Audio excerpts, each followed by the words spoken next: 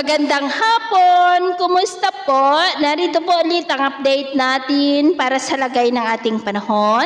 Ngayong hapon po ng November 16, 2025. Sa ngayon po ay wala tayong binabantayan na sama ng panahon sa loob at labas po ng ating area of responsibility. Easterlies ang dominanteng hangin na umiihip sa malaking bahagi ng ating bansa na dahilan po ng pagkakabuo ng mga localized thunderstorm na nagpapaulan sa ilang bahagi po.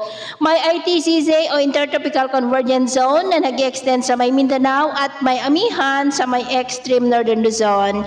At sa atin naman pong wind map forecast, wala naman pong bagyo na nakikita na tatawid dito sa ating kalupaan for the next 5 to 7 days o hanggang sa susunod na 2 linggo ay posibleng storm free po tayo. Pero hindi pa din inaalis ang posibilidad na maaari na may sama ng panahon na mabubuo sa susunod na mga araw, pero hindi naman nakitaan ang mga yan na lalakas bilang bagyo, lalo na at posible muli na lalakas ang bugso ng amihan sa susunod na mga araw. At sa lagay po ng ating panahon, ngayong hapon ay nakakaranas pa rin ng maulap na kalangitan with isolated rains ang ilang bahagi ng Cagayan Valley, Cordillera, Ilocos Region, Quezon, Catanduanes, Sorsogon, Palawan, Masbate, Aklan, Capiz, Bacolod, Leyte, Samar Provinces, Basilan, Zamboanga Peninsula, Northern Mindanao, Caraga, Davao Region at Sorsogon. At mamayang gabi po, may mga isolated rains pa rin sa ilang bahagi ng ating bansa, kaya mag-ingat po tayo sa mga banta ng mga pagbaha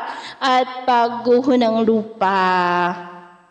At sa atin naman pong mga baybayin, maalon po ngayon sa mga baybayin ng Batanes, Babuyan Islands, Ilocos Norte, Silangang baybayin ng Luzon at maging sa mga baybayin ng Eastern Samar, seaboard ng Northern Samar, ng mga alon po ay posibleng aabot hanggang sa 2.5 to 3.5 meters height.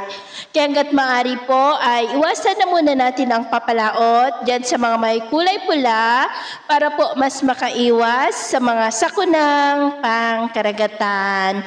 So ito muna ang latest update natin sa araw na ito. Takpo muli si James na nagsasabing sa kahit na pagsubok po na darating sa ating buhay, huwag na huwag po tayong mawawalan ng pag-asa. Thank you and God bless!